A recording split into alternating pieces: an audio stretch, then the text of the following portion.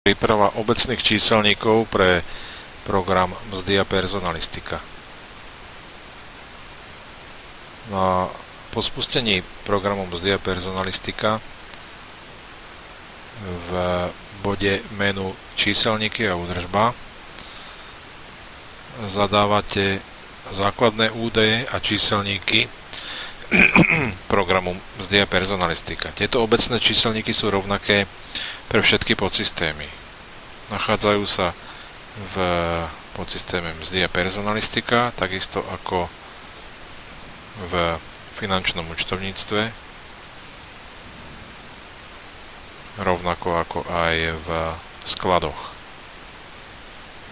Tie isté číselníky.